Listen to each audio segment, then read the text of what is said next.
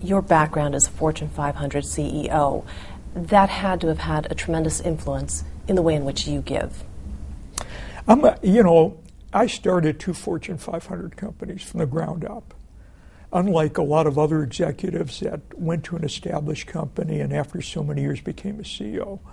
So I started as an entrepreneur, taking risks, measured risks, never betting the farm, but always looking at the downside versus the upside and being very innovative, whether it was in home building or whether it was in our retirement services and the like. In the same way, that's how I look at what we do in philanthropy.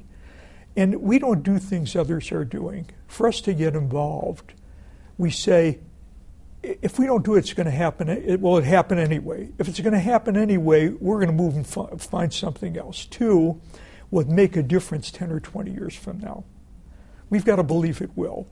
And thirdly, are there people there that can really make it happen? Those are 3 tough tests. So most of the things we do didn't come in by requests over the transom. We came up with the idea of the Superintendent's Academy.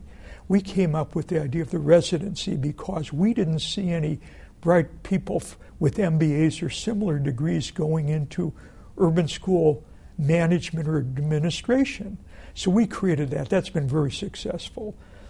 We said everyone is down in urban education, so let's create a great prize. We've got the biggest prize, the Broad Prize, a $2 million prize, for purposes of spotlighting what can be done, having them share best practices, and getting districts to compete with one another for the prize. You and your wife have committed a lot of effort into giving away most of what you've made, or a lot of what you've made. It's a big responsibility. Who was your role model?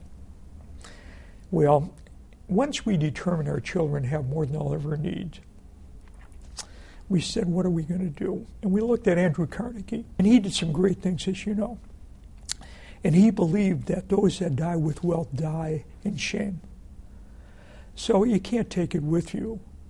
And if you just leave it to others, you don't know what they're going to do with your resources. Well, what about your family? Well, I had a loving mother. My father was an entrepreneur. He was a very small merchant. He came here as a house painter from Lithuania and ended up owning 2 5 and dime stores. Was he a giver? Somewhat, but they didn't have. They were middle class, lower middle class people, really. They were not big givers. They gave what they could. They were socially responsible and always concerned with working people and that sort of thing. But I would say education is what really helped. I was always driven to succeed in whatever I did, whether it was becoming the youngest CPA in the history of the state of Michigan, and after 2 years in public accounting, seeing that home builders were doing very well, saying I could do that, becoming an entrepreneur.